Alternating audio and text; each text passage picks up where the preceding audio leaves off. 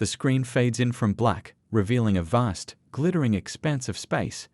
A soothing, yet commanding voice speaks over the background hum of spacecraft engines. Picture this, the narrator begins, their voice calm but tinged with curiosity. You're a proud officer of the Galactic Federation, the most advanced coalition of civilizations ever assembled.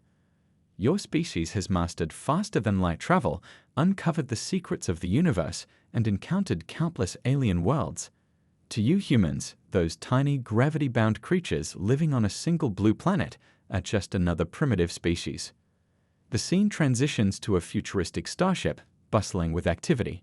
Sleek alien officers with multicolored skin and strange appendages dart around holographic displays. At the center stands Commander Rex Bry, the epitome of interstellar confidence. His ceremonial cape flows dramatically behind him as he rehearses his diplomatic address. You've made contact with thousands of species, the narrator continues, and each time, your protocols have worked perfectly. But this time, things are about to go horribly, hilariously wrong. A montage begins, showing Earth spinning serenely in the vastness of space. A spaceship descends into orbit, its gleaming surface reflecting the sunlight. The image shifts to the United Nations chamber on Earth, filled with human delegates. At the podium, Commander Bryce smirks as he addresses the crowd. His tone is patronizing, his words laced with unintended insult.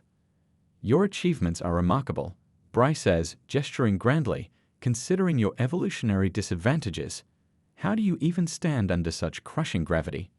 The human delegates exchange glances, their faces unreadable. A pause lingers, and then a soft chuckle ripples through the room.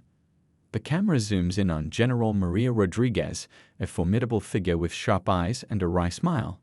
She rises from her seat, her every movement exuding calm authority. "Commander," she says, her voice steady but with an edge. "Are you suggesting we're physically weak?" The commander waves his four hands dismissively. "Not at all. It's just understandable, given your limitations. I mean, if you were to visit one of our worlds, you practically float. Your fragile bones might not even handle our standard exercise equipment." The tension in the room crackles like static electricity. General Rodriguez's smile widens, too wide, almost predatory. "Interesting," she replies, her tone dangerously sweet. "How about a demonstration? Permission to proceed, Madam Secretary." The Secretary General, fighting to suppress a grin, gives a slight nod. "Permission granted."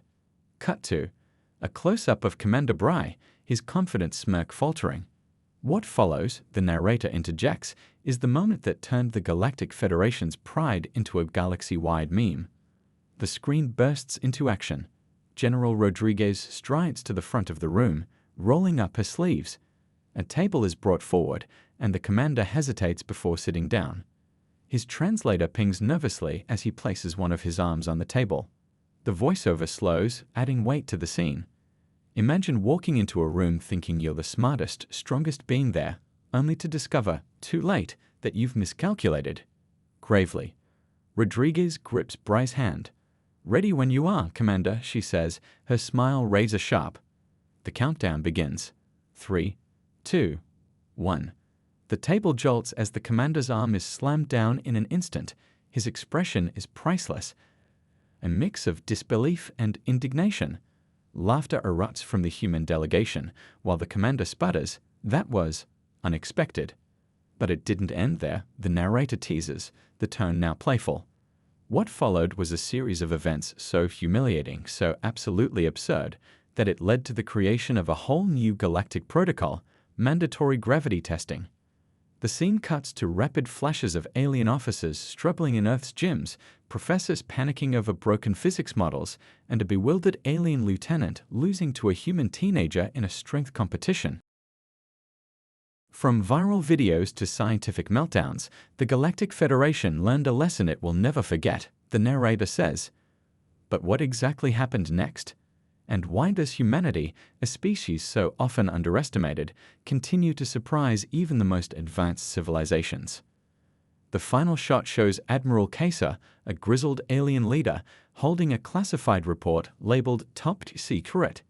"Incident logs, humans." His voice echoes ominously. "We thought we'd understood them. We were wrong." The screen fades to black, leaving the audience on the edge of their seats, eager for the next part of the story. The screen fades in again, this time to the vast, brightly lit halls of the Galactic Federation's High Command. Alien officers of various species bustle about, their movements hurried, their expressions unusually tense. At the center of the chaos stands Admiral Kaiser, his weathered features drawn tight as he grips a glowing datapad. The report's title flickers on the screen: Incident Logs, Humans. Admiral Kaiser exhales slowly, his frustration palpable. He taps the device, pulling up the first video. The scene shows Commander Bry's ill-fated arm wrestling match with General Rodriguez. Kaiser winces as the commander's arm is slammed down in a fraction of a second.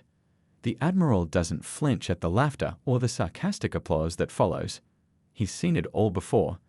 This isn't just a report, it's a warning, a record of one of the Federation's most embarrassing diplomatic failures. Admiral, a young officer approaches, saluting sharply. The High Council is requesting an update on the incident. Kaiser looks up, his expression grim. Tell them the report will be ready when it's ready. They can't rush this. He pauses, then mutters under his breath, not that they'll like what they hear.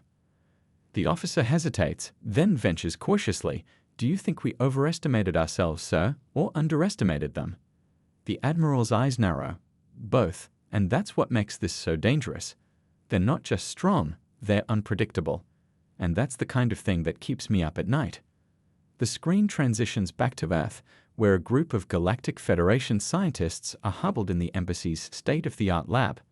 Professor Locke Stormwind, a towering figure with 3 glowing eyes and an air of superiority, is furiously analyzing data. She mutters to herself as streams of numbers and holographic charts flicker in the air around her. It doesn't make sense, she snaps, slamming a tentacled appendage onto the console. Their bone density, their muscle fibers, none of it aligns with our models. They shouldn't be this strong. Dr. James Chen, a human scientist leaning casually against the lab counter, takes a slow sip of coffee. Maybe the problem isn't with us, he says lightly. Maybe it's with your models. Professor Stormwind whirls around, her eyes narrowing. Our models are the product of centuries of research. They're flawless. Ken raises an eyebrow. Flawless? Sure. Except for, all the ways they've been wrong about us so far. He gestures toward the datapad in her hand. You're trying to fit Earth biology into your framework, but we don't fit. We're different. That's the whole point. Stormwind glares at him, but she doesn't argue. Deep down, she knows he's right. Every attempt to explain human strength using Federation science has failed spectacularly. Her pride won't let her admit it, but there's a gnawing doubt creeping in. A fear that maybe, just maybe, she doesn't understand these creatures as well as she thought. Meanwhile, back on the Federation's flagship, Lieutenant Nova Blake paces the ship's training deck. Her enhanced performance suit clings to her like a second skin, its sensors and amplifiers humming faintly. She spent weeks preparing for her exhibition on Earth, convinced she'll redeem the Federation's reputation. But the memory of her encounter with Tom Martins, the smoothie bar kid who effortlessly outperformed her, still lingers, haunting her every move. Again, she barks at the training eye, her voice sharp with frustration. The holographic opponent materializes in front of her, its glowing form mimicking human musculature. Blake charges forward, her movements a blur as she unleashes a flurry of attacks. The hologram shatters under the assault, but there's no satisfaction in her victory. She pauses, breathing heavily, and stares at her reflection in the polished floor. "What am I missing?" she whispers. The AI responds in its calm, monotone voice. Simulation parameters indicate no deviations from standard Federation protocols. Performance remains within expected thresholds. Blake scowls. Expected thresholds? That's the problem. They're not enough. None of this is enough. Her frustration boils over, and she punches the nearest wall panel.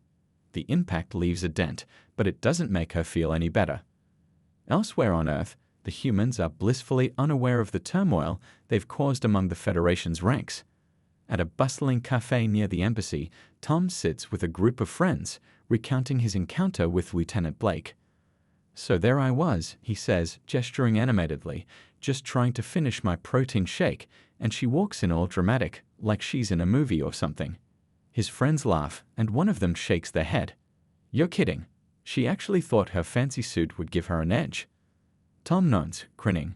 Yep. And the best part, she was so convinced she'd win, she didn't even notice I was recording the whole thing. The look on her face when I beat her, priceless.